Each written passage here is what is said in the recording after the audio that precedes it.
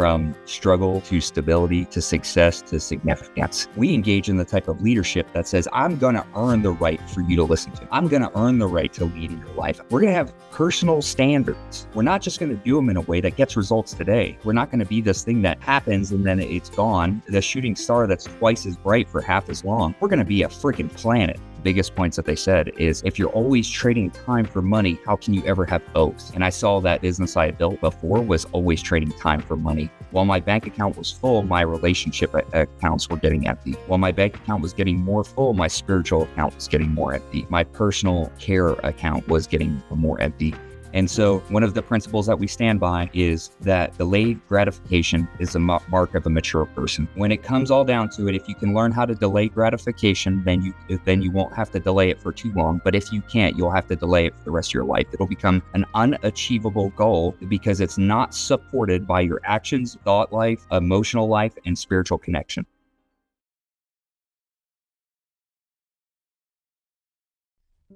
Everyone, this is Brian Delaney, and I'm so excited to be doing this Trailblazers initiative within the Delaney agency, and so energized to be able to get to see our leaders and hear their thoughts on their journey throughout their business, from struggle to stability to success to significance.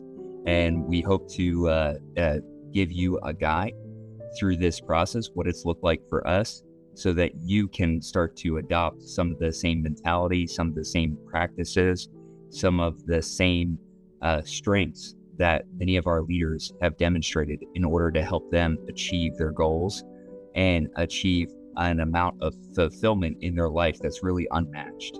And I'm exceptionally excited for you to not only be able to get to hear from our other leaders, but soon one day be producing your own video so you can tell the next generation of leaders exactly how you did it and what it was like for you. So as you listen to this, be thinking about how you're going to write your own story. And I'll do that again.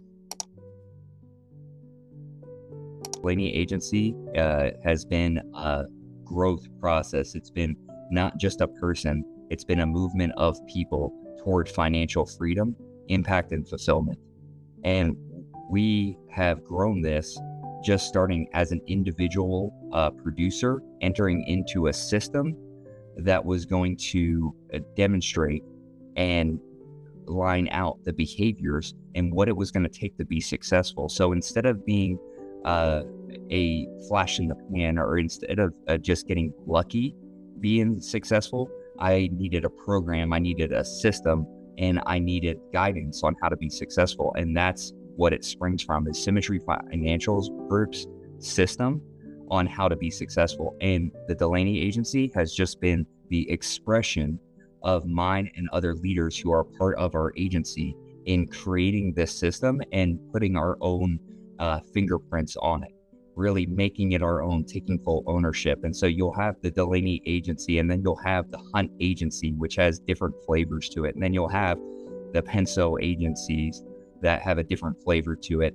and the Alderson Cloutier agency. So all the different leaders have different flavors. And what that's meant to do is it's meant to give you an idea and give you a vision for what this can look like for you, not to give you an instruction that you have to duplicate the person.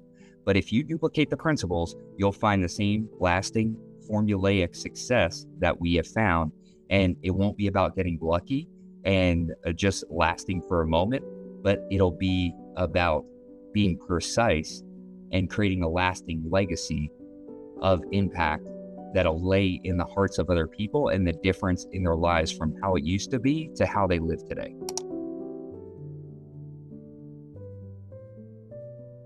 My career and personal journey to financial freedom and to impact through developing the agency started off in a very humble way. It started off with me doing a lot of blue collar work, with me having very labor intensive jobs and being in the construction industry. I grew up in the restaurant industry, but settled into the construction industry when I was about 16 years old. And I spent the next 10 years of my life not only being in the construction industry, but really building a business in the construction industry. And I loved it. I loved the work. I love the team that I built. I love the company that I built. But there were a lot of things in that industry that over time revealed themselves. There were parts of that business that were where it was beating up my body, where it was hard to collect money. It seemed like I had the right things to become successful. The question I had to start asking myself is, did I want to be successful in this career, or did I want to turn carpentry into something that I could do when I wanted to? Was I going to continue to run my construction business, or was I going to look for a new path? And before I got to Symmetry, I was a single income earner for a family of 4. So my ability to pivot was limited by the pressure that was put on me to perform on a monthly basis financially to take care of my family and to take care of the families of those people who were working with me. And when there was an opportunity for me to take a deep breath and say, what do I really want to do?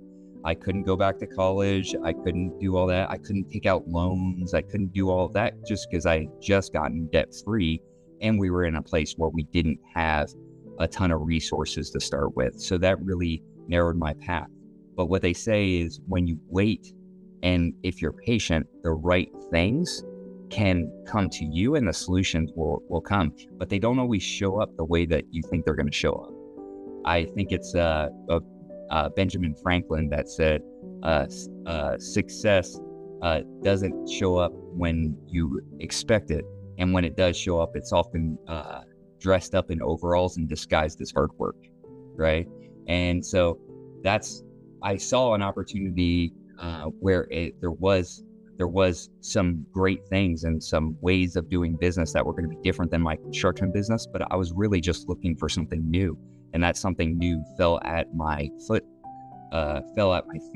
from Edward Pritchett. Edward Pritchett was already in the insurance industry, had already pivoted from a construction adjacent background and showed that he could become successful in the insurance business. And so that provided me with a path into the business, a business where I could stop trading time for money. And that was one of the biggest points that they said is, if you're always trading time for money, how can you ever have both? And I saw that the business I had built before was always trading time for money. In order to make 130, 140, 170,000, I had to trade 80 hours a week for it. And the money I was making was costing me too much. While my bank account was full, my relationship accounts were getting empty. While my bank account was getting more full, my spiritual account was getting more empty. My personal care account was getting more empty. And so I was in a position where as I was achieving success in one area, it was depleting success in other areas of my life. And what I needed and what happened during that time is I got a new definition of success that was more inclusive of the people who I wanted in my life, that was inclusive of the kind of money that I was earning and the way that I was earning money in a fulfilling and effective way. And the last thing was being able to share it with others, developing a community and tribe of people who were all going after basically the same outcomes. And they shared the values of how we're going to get it and how other people are going to feel, how other people are going to be impacted when we work with them.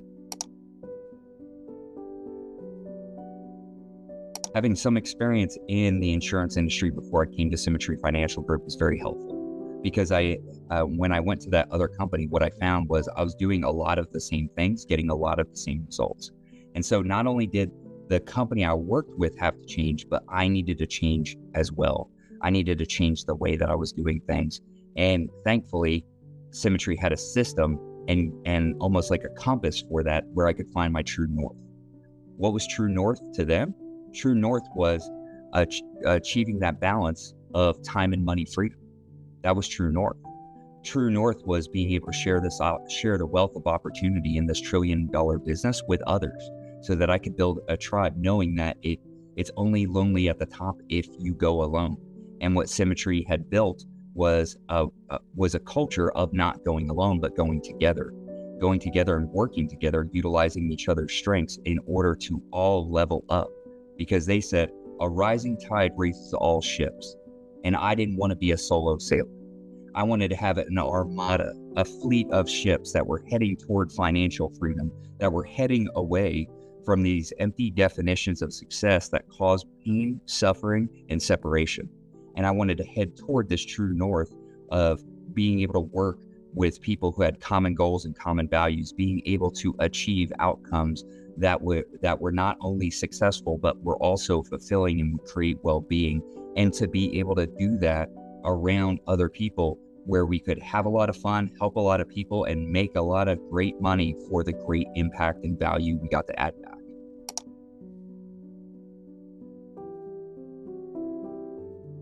Some of the early challenges in my career were understanding the difference between busyness and business, right? Busyness, I remember looking back and just saying, I've worked so many hours, how could I not be successful?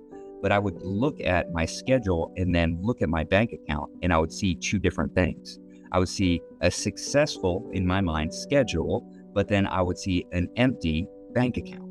And those two things just didn't make sense. So it wasn't just about doing work, it was about doing the right work.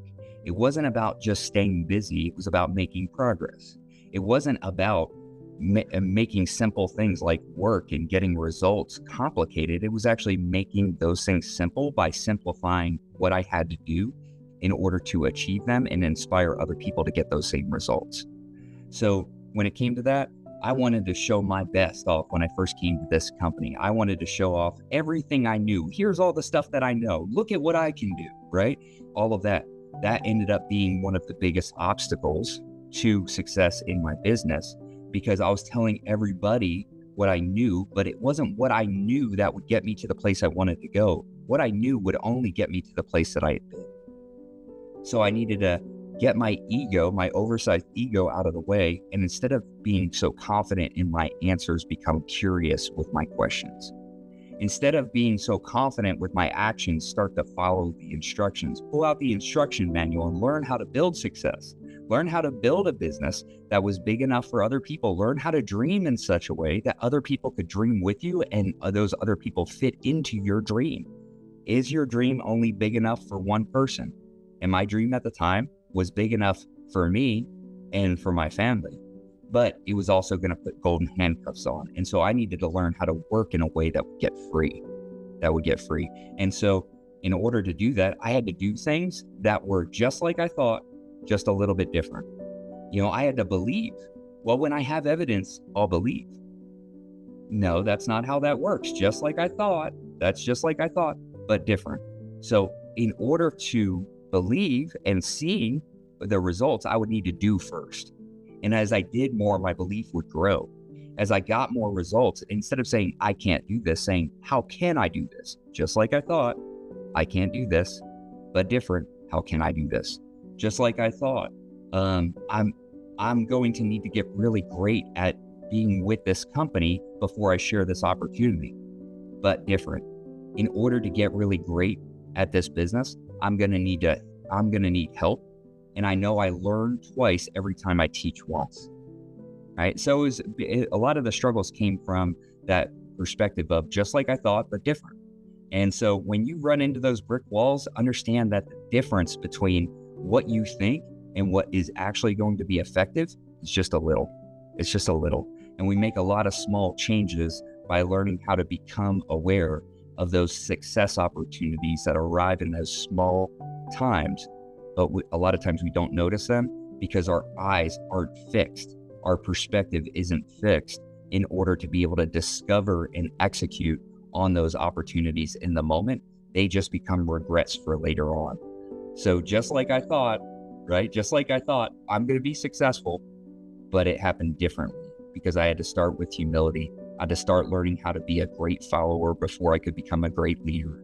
I had to learn how to lead myself before I led others. I had to learn how to grow self-awareness so I could see other people in a way and really speak to them as individuals and speak to the larger vision that was big enough to include massive amounts of people who I didn't even know at the time yet, but I had to work as if they were already here.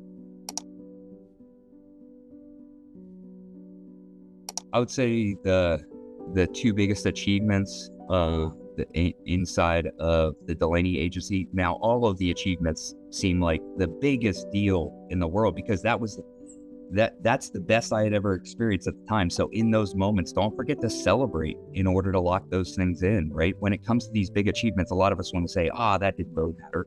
Well, it mattered at the time, didn't it? Right? If our successes don't matter, then they won't matter in the future if they don't matter now, right? So we have to celebrate those successes. So some of those early successes that I thought, looking back, it can be like, it didn't matter, were like, right, having my first week where I wrote over 5,000 in annual premium volume, having my first week where I had my first writer. Two big ones that stick out for me were becoming agency owner, being able to know that, yes, I can be an effective leader as long as I continue to practice these principles that have shaped the leadership who I follow, right? So that was becoming agency owner, having an actual agency that I can pass down to my family, something real and of tangible value, which is something only Symmetry provides in the industry. So no other company that I'm aware of provides a lasting opportunity for you to build a financial legacy through the business that you still own even after your heart stops beating. That is handed down to your family so that they can choose to do with that asset what they want to do for their financial future. Before, my successes hardly lasted a week. Now they don't just last a lifetime. That's crazy. So the other one would be watching two folks who I was in business with get to the top contract of the company. Because my success is one thing, but watching other people become successful, that's awesome.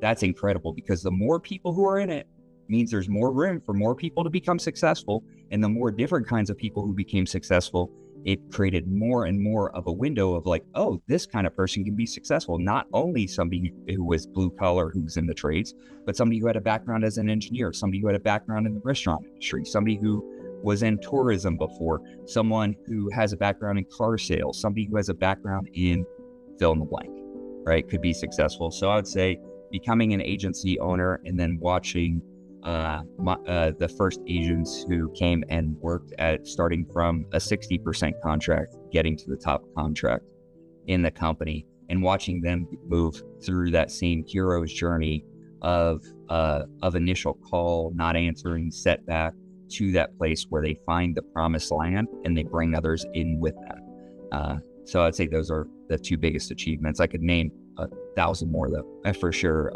from the folks who I've seen in this business and from what we've gotten to experience as a Delaney agency. The specific initiatives that I can point to within the Delaney agency or within Symmetry Financial Group, even as a whole, that we've really engaged is we engage in a different kind of leadership. We don't engage in that type of entitled leadership coming from a positional place that says you have to listen to me. We engage in the type of leadership that says, I'm going to earn the right for you to listen to me. I'm going to earn the right to lead in your life. I'm going to demonstrate the ability to do all these things with the next level of confidence that's not only instructive, but also inspiring. We're going to have personal standards for how we do things. We're not just going to do them in a way that gets results today. We're not going to be this thing that happens and then it's gone, the shooting star that's twice as bright for half as long. We're going to be a freaking planet. We're going to be something that exists for a long time, is noticeable for a long time, because it's not going to be built to work. It's going to be built to last. And I think that mentality of having that longer view in how the way we do things now is the way that they're going to work for the long term, because we're engaging ancient wisdom with modern application in order to benefit the people who are willing to engage with a level of intention and intensity that gets success in a big way. And so I'd say, as far as initiatives that we've done, leading in a different way, instead of entitled leadership, we use gravitational leadership, which means that instead of asking for you to come into our orbit, what we end up doing is we end up creating such a gravitational pull around ourselves through our actions and the results that we get and how we get them, that you're going to start coming into our orbit and start asking questions like, well, how do I get the success that they have? What is it that I can do better now? If you were me, what would What would be different? How would you change what I'm doing? They start to ask curious questions that create the opportunity for influence. With the standards, low standards, people who lose on a regular basis love low standards because they'll never be pointed out. But people who want to win at a high level, they want the feedback of being able to have a standard, a way of measuring whether they're successful or they need to try again, And so we develop these standards of measurement for what does it look like.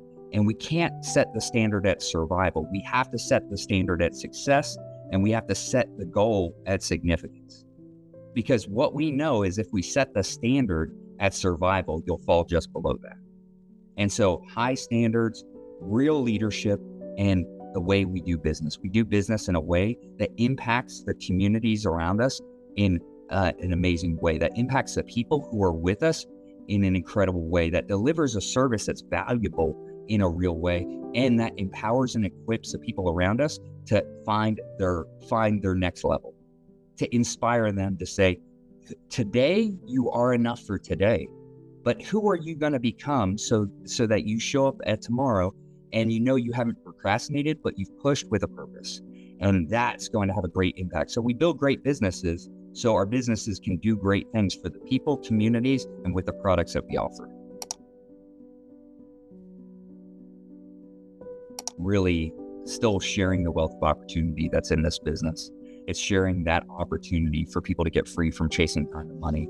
It's sharing the freedom that comes when you have to stop thinking about what do I need to survive, to start thinking about what would need to be true in order for me to have a significant impact in this moment and for that to last a long time. What would need to be true in order for me to create an impact in somebody's life, or to be able to equip and empower that person so that they're the answer to what impact did my actions take is in the difference between the life that they lived and the life that they're living. And that's really where we see our greatest impact, is how many people can we get financially free so they can think about their relationships rather than their resources? How many people can we get to a place where they're not focused on what they can get, they're focused on what they can give? How many people can we create an opportunity for to have this divine impact on other people that allows themselves to be able to see themselves in a much bigger, much brighter way, unlock the potential in other people? Because I believe there are possibilities that this world needs, possibilities that this country needs, that your community needs, that your family needs, and that you need, that are locked up in the people. And so how can we get the possibility out of the people, right? How can we get what's possible for this world to be in full effect for the people? And so that's a lot of my concentration, is helping to unlock the potential of other people so that they can show up at their life, their business, and their relationships at their highest capacity. Being able to achieve and to be able to share the fulfillment, the success, and the well-being that they have earned, and it can never be taken from them, because it's not what they did, it's who they became. And that's a lot of my focus, is who can I help other people to become? But that comes with the big challenge of who do I need to become, or what needs to be true about me in order to help other people and inspire other people to show up at their best. Yeah, it's funny because I think a lot of times what we get into is we get into this like old way of thinking where it's like all the older people are like, oh, that music sucks. Or like, remember back in my day when people were great? When we're great leaders, we should be able to look at the next generation, or when we have become a great leader, we should be able to look at that next generation with a sense of awe, right? With a sense of admiration, with a sense of inspiration and respect. And so not to become this useless older person, but to become this wise elder statesman. That to me is, those are two different paths. And so that's what I get excited about with the next generation, because I do look at the next generation of leaders within the agency with a sense of awe, with a sense of inspiration, with a sense of respect, because they didn't have to start where I started, just like I didn't have to start where my leaders started. I got to stand on the shoulders of giants and look tall. But don't get mistaken, I wasn't tall. I just was standing on the shoulders of giants. I get to sit in the shade of the trees that were planted before me. many generations before me in a lot of these cases. I get to rely on the wisdom of people who had more experiences than me, more life experiences, and look at the outcomes and choose the path that I want to choose. And finally, I get to be faithful in a way and to say to them, not you have to be like me, not like you have to be a duplicate of the best version of me, but to be the best you, to live your best life, to grow your best business, to have your best impact, and finally, to live with the purpose that was assigned to you when the hairs on your head were being numbered and named. To be able to, in that same way, to live with the passion and the purpose that we only can get access to when we stop living from a place of scarcity. And that's the choice that all of us have. And these next leaders have made the choice of purpose over problems, of simple over complicated, of difficult and worth it over easy and comfortable, and finally, of impact and influence over demands and commands. Questions, and I believe it's as we grow in our leadership levels, it becomes less confident statements and more curious questions. And one of those questions that has been given to me through a lot of reading, a lot of time in prayer and meditation, a lot of time working with other people and seeing how that's worked out, and just reviewing the history and the data for my business, is what's right now? What's right now? I think that as a leader, it's my aim to help other people to get to a place where they can dynamically and intuitively respond in the moment based on long-term values rather than just short-term emotions or desires. And the question, what's right now, it serves a couple of purposes. Number one, it's to identify and clarify what's happening around us and within us right now, right? What's happening around us? Name it. Name this situation. What is it? Are you in a struggle season? Are you in a hibernation season? Are you in a success season? Are you in a significance season where you're replanting? What season are you in now? Who are the people around you right now? And what experience would you like them to have? What is the old way versus the new way? What's right now is about asking not what was right 6 months ago, not what was right 6 minutes ago. It's about what's right now. So what is the right response based on the values, experience, and your skill set right now in order to help you and impact the most other people around you in a positive way? What's right now? A lot of times we sit and we choose to be confused. This is the second function. What's the next right thing to do now based on my intuition? Remember, a leader is supposed to, for me, to equip and empower people to dynamically and intuitively respond in the moment based on their long-term values rather than short-term emotions and desires. So with that being the case, we have to ask ourselves, what's right now? Identify the contributing values to this question, right? Do you only love your family if they act right? Right? Or do you just love your family? No matter what, nobody changes that. You don't give away your power for your values for anything, because now that's not just a value, that's a non-negotiable, unalterable term, right? That's what a real value is. The real substance of a value is a non-negotiable, unalterable term that nobody else can impact. I love my wife. When my wife is nice to me? No. See, I love my wife. I don't give away. I am an emotionally stable leader. When the timing and circumstances are right? No, I'm just an emotionally stable leader, right? And so we have to understand those things that come to impact those values to make those values just preferences. And so when we understand the difference between our preferences and our values, we can start making decisions that get determined and the outcomes that get determined by our values over the long term rather than our preferences for what we want in that short-term moment. And so one of the principles that we stand by is that delayed gratification is a mark of a mature person. When it comes all down to it, if you can learn how to delay gratification, then you won't have to delay it for too long. But if you can't, you'll have to delay it for the rest of your life. It'll become an unachievable goal because it's not supported by your actions, thought life, emotional life, and spiritual connection.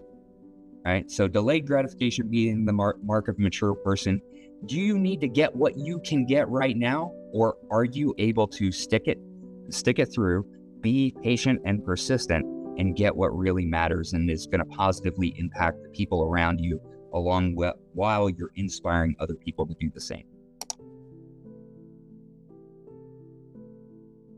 When there's all these things around, how do you stay focused, right? Well, I need energy in order to stay focused. Well, I need focus in order to keep my energy. I need energy to stay focused. Well, I need to focus to maintain my energy, right? So it can become this double-edged sword where it's either going to cut both ways and you're going to see the result there, or you're just always going to be afraid of it because there are two dynamics here. And the one dynamic is energy, and the other dynamic is focus. And so if I'm going to bring that, it's because I pre-decided what matters to me, so that what seems like it matters in the moment has to be vetted. There has to be a standard, because in the moment when I'm so upset, it's the only reasonable response in the moment was for me to get angry and short with people, for me to cut people off and try to be efficient with people. That's the only reasonable response in the moment. But over the long term, that's never a reasonable response. Like, we use our full suite of emotions. We use all the colors in the palette, right? But it's about the right response at the right time. Otherwise, it's the wrong response. And that's what I get excited about for people. Is I get excited to watch them be in a place where they can start to not add more things to their plate, because that's what everybody says. Your plate is so full. Your plate is so full. It's like, think about the nicest restaurants. Is your plate ever full at the nicest restaurants? No, because it has particularly pre-selected choices that fit within what you desire and what's going to nourish you over the long term, right? You go to IHOP, get a plate full of food. They might give you 3 or 4 plates. You go to a white tablecloth type of restaurant. What you'll notice is most of your plate is clean and clear. It's almost like a canvas that hasn't been painted on yet, with just a few particular things on it, so there's not so much to focus on. And that's what you have to do, is learn how to pre-decide what's important to you, pre-select that, understand what nourishes you for the long term, not just what tastes good, but what actually is good for us, in order to recover, restore, grow our comfort zone, grow our capacity, and explode to the next level, because that's what you'll need to get to the next level. It's not going to be a mediocre effort. It's not going to be with distracted focus. It's going to be with laser light focus, where you understand when effort adds, sacrifice multiplies, and both are better than one. One fun fact about me is, so I used to be a part of a church leadership group, and we had a group of us who got together, and we would do we would have one person from the group select the thing that we were supposed to do, whether it was build potato cannons that week and see how far they could shoot, or just go shooting out at the range, or riding dirt bikes together, or whatever it was. So one time, one of the gentlemen who was my mentor, he brought us one of his childhood games, and he was a rancher from way back. Like, so he's been in ranching his whole life. He grew up on a ranch, did that. So they do things a little bit different on a ranch. Number one, there are few ranches and ranchers that actually make really good money. So they just do what they can. The other thing is, when you own so much land, there's a very small amount of people concentrated in those areas. So it's a lot of land and very few people. And so you kind of have to find ways of entertaining yourself. So his activity for that week was Calton football. And so what I was like, okay, I get like Calton football, that it's going to be fun to see this. What is that? That just seems weird.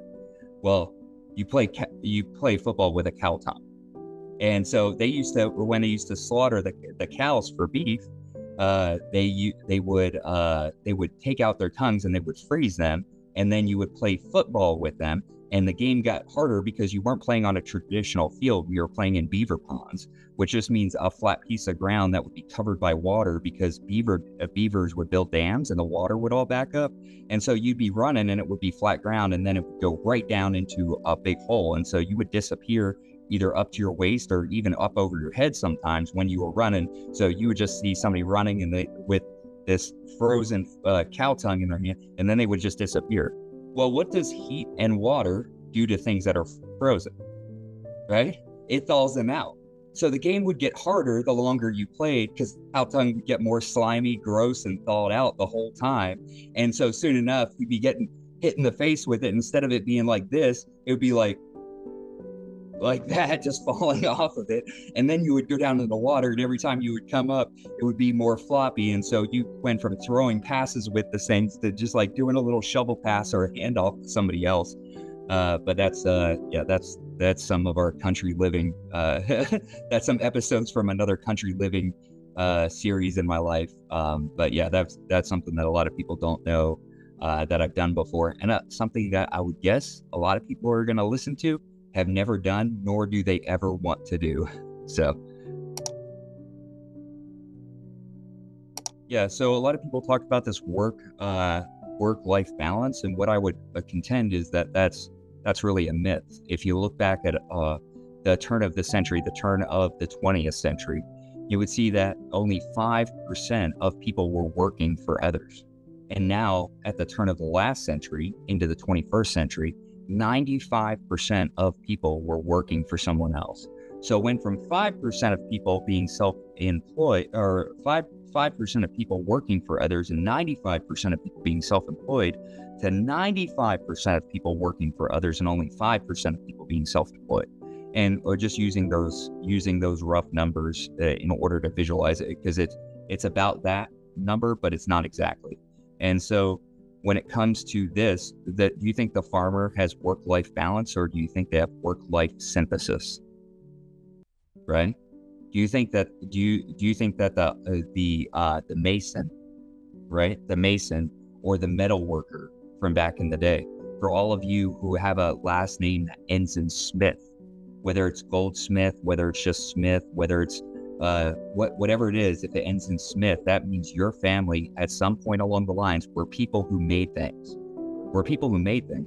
And so because you didn't carry the last name Smith unless you were a goldsmith or a blacksmith or a silversmith or any of that, right? And so you when it comes to that, do you think that they had work-life balance? Do you think that they had an individual who they were at home and an individual who they were at work?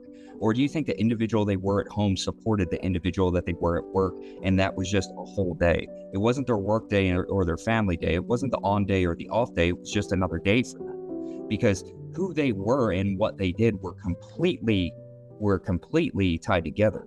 The problem is, where do you get your value from? If we only get our value in the things that we get, then our value is going to be determined by somebody else and something that's temporary, not permanent. But when we start to build our value out of who we are and what we have to give rather than what we get, it can be permanent. And we don't need a separation, we need a synthesis. We don't have our work personality and our at-home personality, we just have our personality. We're not trying to create an online persona. We're just trying to magnify the personality, the authentic personality that we're uncovering and developing over time. And so that's what I would contend for, is more of that work-life synthesis. So what that needs to be is understand that recreation and recreation are the same things. So how you play remakes your energy. So what do you do to recreate yourself? What do you do to recreate, right? How do you recreate? And for me, it's time with family. That's out driving fast cars or riding dirt bikes or any sort of motor sports. I love doing that. Going for hikes. I love traveling and experiencing new places with friends and family. Love just going and eating at restaurants. It's like one of the top things for me, is to be able to eat where I want to eat, when I want to eat, with who I want to eat with, right? And so it's like, that's a big success template thing for me. So sharing meals, breaking bread, with people who I'm close with. That's another thing that I do that I like to do for fun. And the last thing I'll say is just time by myself. There's just having that time to unplug, that time to dream, that time to really recast the vision for myself and my family, and times where my wife and I get to dream together to start to build the future. That also is energizing, though it's something that I resist. And that's such a great point. The difference between a work-life separation rather than celebration, a work-life separation and someone who has a work-life synthesis is that the person who has a work-life separation, they are always looking for their life to support the energy to their work and their work to support the energy to the life, when that's not the case. What these aren't two different people. These are just two different sections of your day. These are two different ways of showing up in the same way. When we're authentic, we don't try to pretend to be like anything else. We just express ourselves in these two different environments. And that's really what they are, is work is just an environment, home is just an environment, or relationships are an environment, all of those. But what stays the same is the expression of yourself. And when we have to hide things from other people, we start to create this work-life balance, right? This work-life separation. Instead, what I say is be one person, do something that matters, not only matters to you, but matters to other people.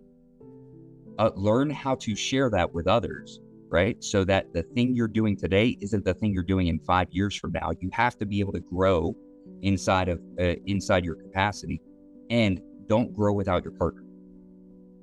If a lot of people wonder why they grow apart, and it's because one partner is growing and the other one is not. So only part of the couple has grown. Of course, you're going to grow apart when only part of the couple is growing. Grow with your partner. That's what's really going to support and stabilize long-term happiness, long-term fulfillment, and long-term success and well-being. It's going to help stabilize that whole thing. So don't leave your partner out of your business, but also don't just talk to them about their business. Be a whole person. Be a full person, not just a working person, not just a family person, not just a fill-in-the-blank person, a whole person. That's how you were designed. That's who you are. That's how we live. I would say 2 pieces of advice. Number one, that I heard when I was about 16 years old. That first piece of advice is half measures avail us nothing. Half measures avail us nothing. Not you and me, everyone. If we half measure our efforts, we're not going to get a half measure of result. We'll get no result. If we half measure our values, we won't get a life that's valuable. We'll get a life that's unvaluable, right? When we half measure our relationships, the relationship ceases to exist. Half measures avail us nothing. Put in the full measure of your effort. Put in the full measure of your activity. Don't stop because you think other people will say that's fine or that's enough. Stop when you know it's over. Push through to the end. The biggest difference between people who are successful and people who are not, biggest difference between people who are short-term lucky and long-term successful is that the people who are long-term successful, they put in the work to make it last. So don't put in half measures, because you're going to build a foundation on sand, and it's going to be swept away by the first storm that rolls in.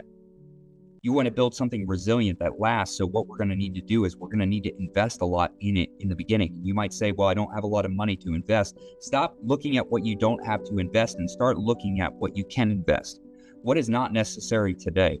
Is you sleeping in until 8 o'clock? Is that necessary today, or can you wake up earlier? Is you staying up late so you diminish your energy from the next day? Is that something that you need, or can you follow the plan? I know it feels good to stay up late and wake up late. However, it doesn't do good, right? So understanding that is a big piece.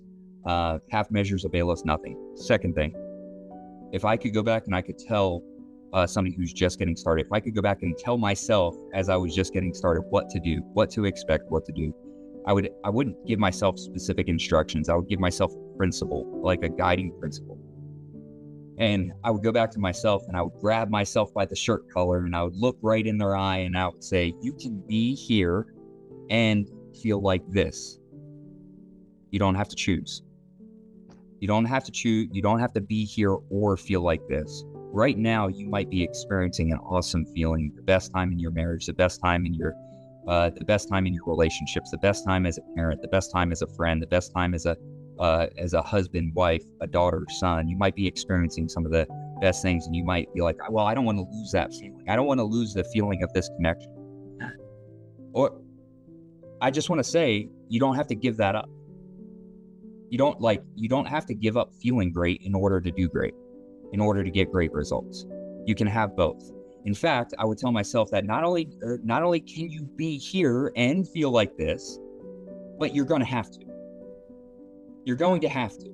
It's not like the most successful people who I know, who I admire their life and they're the most inspiring, are both generous and successful, right? They both take their time for themselves and they give time to their family.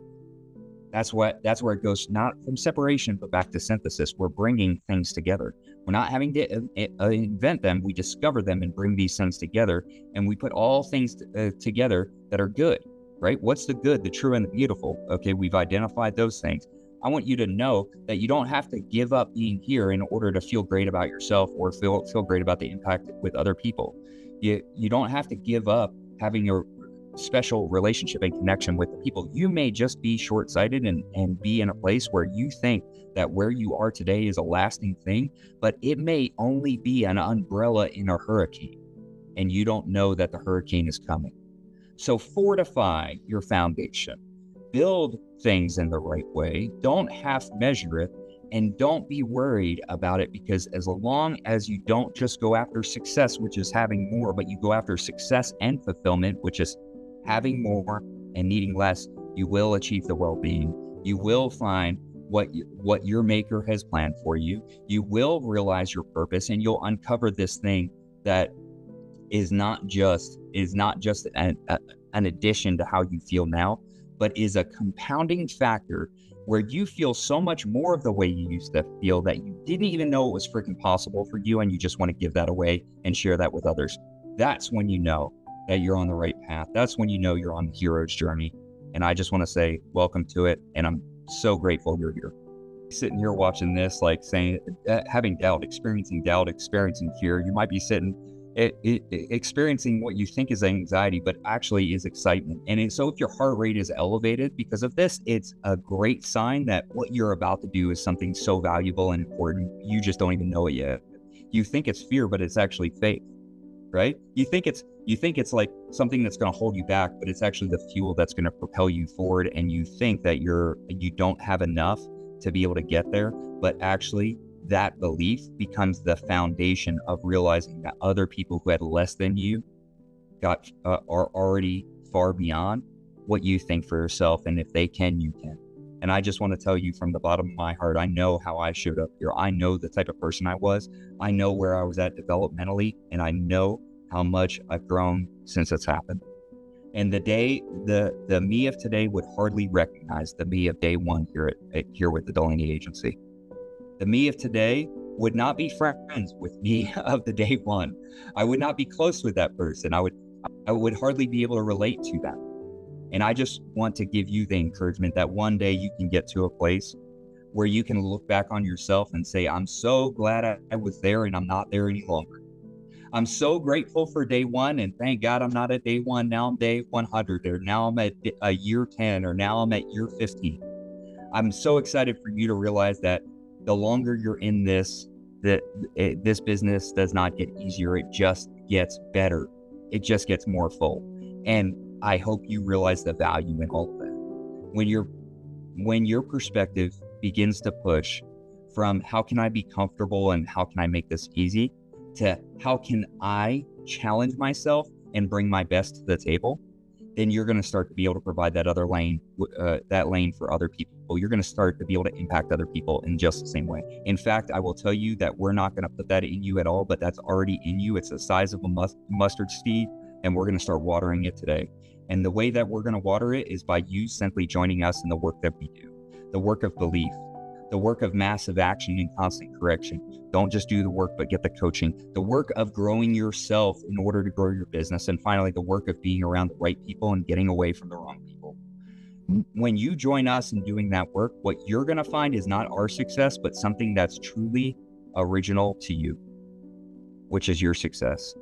And you're going to replace that word success with the word life, because it's no longer going to seem like anything abnormal to you. It's going to seem completely normal, and you're going to be excited to grow to the next level with even more people who you can impact. And while you're waiting for that day, don't be anxious. Just know that when we continue to do the work daily, and when there's more hands on the plow, the work becomes light.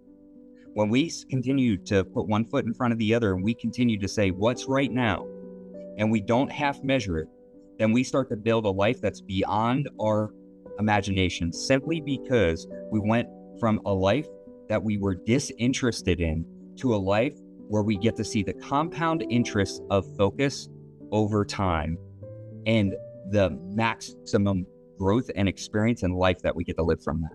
And I'm so excited for you to start to taste that, to start to experience what you have to give in the fullness, not the fullness that you'll experience tomorrow, but the fullness that you have today. And if you do that, you will be joining inside a great hall of witnesses into a long table full of people who have been willing to sacrifice everything. And by everything, I mean their old self for the new possibilities, their old ideas for better ones, and their old results for results that they could not ever imagine, and realize that the results don't matter. They just realize that who they became through the process matters, because nobody can ever steal that from them, and nobody will ever be able to steal that from you. If they can't take it from me, they can't take it from you. And in order for that to grow, we just continue to give it away. So one day you can find yourself talking with somebody else in the same way and inspiring them for the next level of growth, because you didn't just become someone with experience, you became someone with something to give. So let's give it away together. And so when you get the call, it's not if, right? It's only a matter of when for you, as long as we're doing the right things together, and as long as you've joined us on this path of making our best a little bit better every single day. When you've done that, you will get the call. You'll get the call to do one of these. And so don't hesitate, right? Don't get distracted, because someone, just like you're needing to hear my voice today, someone needs to hear your voice. And when we say we unlock the possibilities in other people, people need to hear the possibilities that you carry and only you carry. And they need to hear that directly from you. And so don't say, well, I'm not sure if I'm ready, because we weren't asking if you were ready. We were telling you that you were ready. Don't say, well, I'm not sure if I'm going to do a good job. We weren't asking for your opinion of the job we were doing. We were telling you that somebody else needs it, and so we need you to do this. And so just do it and share that from a place of, hey, I'm not where I want to be, but I'm far better and far further than I've ever been in my life. And just share not how far you still have to go, but how far you've come, because that's what people need to hear. They want to hear about the scratches on your elbow, the dirt on your knees, not from falling, but from climbing. And that's what's going to help other people to climb with us together, because together we can do much more than any of us can do individually. And I'm so grateful for your partnership and your willingness not only to share, but to lead and inspire other people and to live a life that absolutely demands a response. Thank you.